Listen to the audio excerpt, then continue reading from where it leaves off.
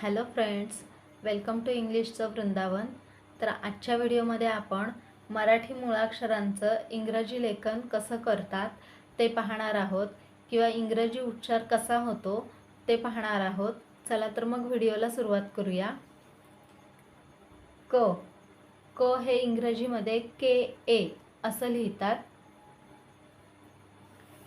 ख ख हे इंग्रजीमध्ये के एच ए ख असं लिहितात.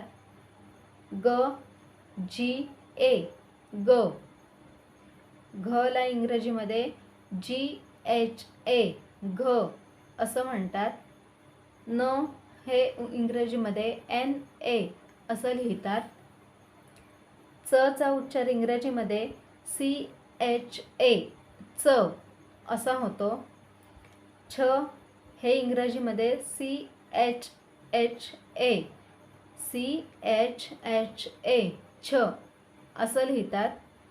ज जे ए ज झ जे एच ए झ न एन ए न ट हे इंग्रजीमध्ये टी ए असं लिहितात. ठ टी एच ए ठ ड डी ए ड ढ ढ हे इंग्रजीमध्ये टी एच ए असं लिहितात. न एन ए न हे इंग्रजीमध्ये एन ए असं लिहितात.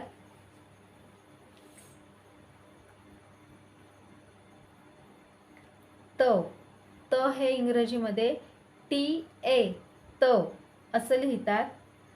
थ थ हे इंग्रजीमध्ये टी एच ए थ असं लिहितात. द द हे इंग्रजीमध्ये डी ए असं लिहितात.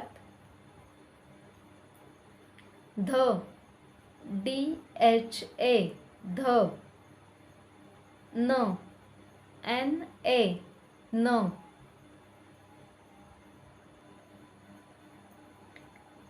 प प हे इंग्रजीमध्ये पी ए असं लिहितात. फ फ हे इंग्रजीमध्ये पी एच ए फ असं लिहितात. ब बी ए ब भ बी एच ए भ म ला इंग्रजीमध्ये एम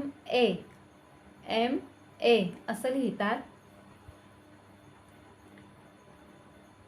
य य हे इंग्रजीमध्ये वाय ए य असं लिहितात. र र हे इंग्रजीमध्ये आर ए असं लिहितात. ल ल हे इंग्रजीमध्ये एल ए असं लिहितात. व व हे इंग्रजीमध्ये व्ही ए असं लिहितात. श श चा उच्चार इंग्रजीत लिहिताना श हे एस एच ए असे लिहितात. श श पण इंग्रजीत लिहिताना एस एच ए असंच होतो. स या मुळाक्षराचा इंग्रजीमध्ये एस ए असं लिहितात. ह एच ए ळ पण हे इंग्रजीमध्ये एल ए असं लिहितात. एल ए क्ष क्ष हे इंग्रजीमध्ये के एस एच ए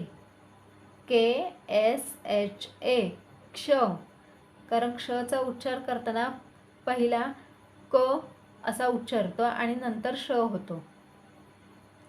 ज्ञ ज्ञ इंग्रजीमध्ये डी वाय एन ए ज्ञ डी वाय एन ए ज्ञ. माझी जर ही शिकवण्याची पद्धत तुम्हाला आवडत असेल तर मला कमेंट करून नक्की सांगा आणि आपल्या व्हिडिओला लाईक करा, शेअर करा.